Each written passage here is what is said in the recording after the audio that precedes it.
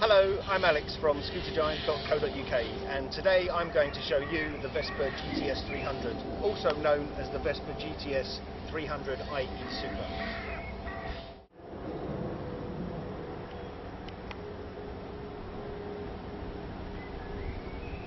So this GTS 300 you can see here is in Nero Black. You can also get it in red, Dragon Red, Piaggio call it, or Monte Bianco White. It's called a 300, but it's actually a 278cc engine. It has one cylinder, 4-stroke, 4-valve injection. Develops about 22 horsepower. Very nippy. Can comfortably cruise at 70 miles an hour. This particular scooter has got a lot of extras fitted to it, which is why I thought it would be a good one to show you. We'll go through the extras bit by bit in more detail, but if I just show you around the bike, the standout feature on a GTS as well, you'll see there just slightly on the front is the red shocks, and you have the black alloy wheels, which when we get round to the other side you'll see them a bit more clearly. You can see it's also got the nice top box on there, which is 42 litres.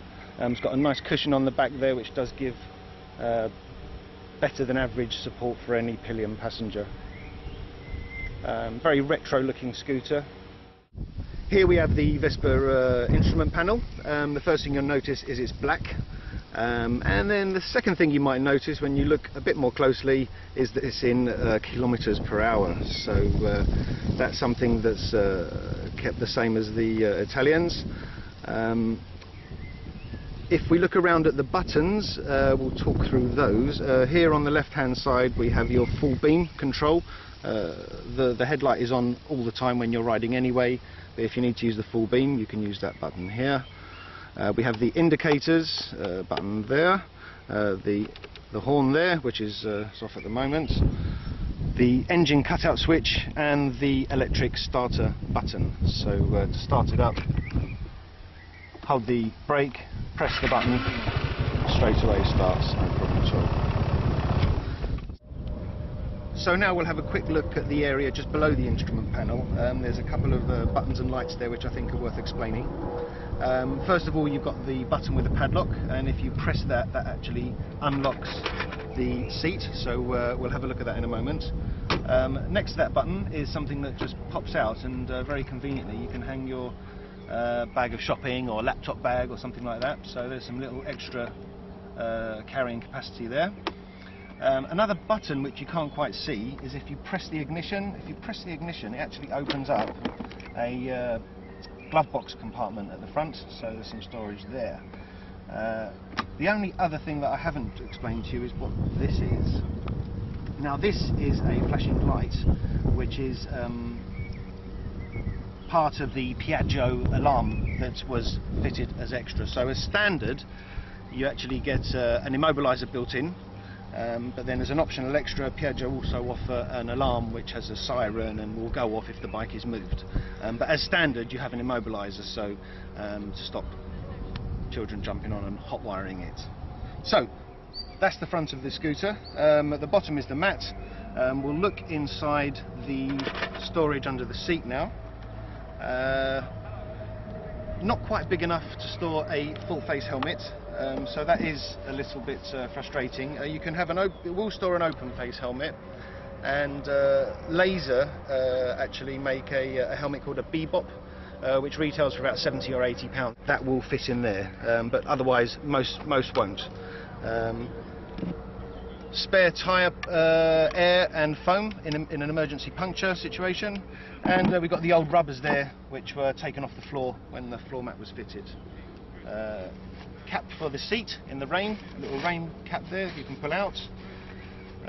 Petrol cap, 9.2 litre capacity of petrol will go in there, unleaded, and that can even be lifted out for access to the engine. At the rear of the scooter we have a 42 litre colour-coded top box. We've got the cushioned seat there, which makes great for passenger comfort. And then we can also see, wrapping around the bike beautifully, is the chrome, the extra chrome there, which does provide protection if the scooter was to fall over, but looks great too. If you don't go for the chrome extra options, then this chrome around the back of the seat, that is provided as standard, which is what your passenger would hold on to. And to rest their feet, obviously, got footrest there. So some nice optional extras on this particular scooter. It's functional, it's nippy, great for about town, great on the A roads, and even on the M25 if you want to take your chances. But it's definitely capable of the speed, it's got the power. Really good all-round scooter.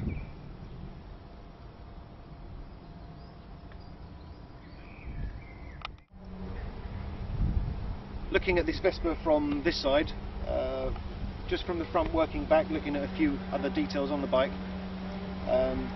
Disc brake and shock, fairly small wheels compared to other powerful scooters. These wheels are actually not as big as you might find on others, but nice big tyres, and actually work very well with the scooter. Very comfortable and good on bumpy roads, and good grip with these tyres. If you come back, you can see the grille here on the side.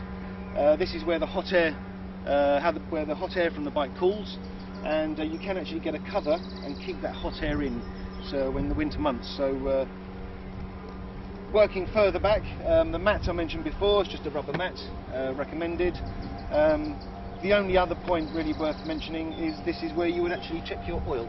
So there's a little knob there, turn that, got a short stick, and very important to check that on older, as the scooter gets older. But as you know, oil in an engine is the blood of the system, so keep an eye on that at all times.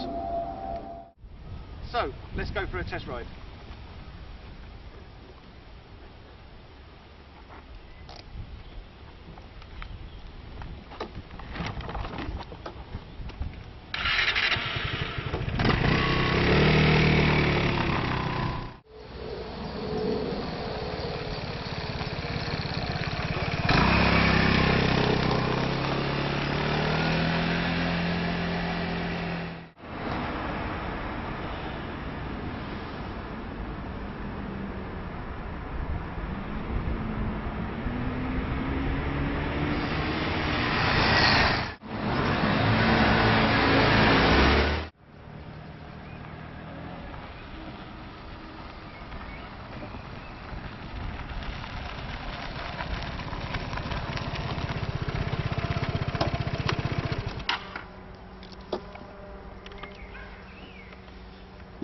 And that's a Vespa GTS300.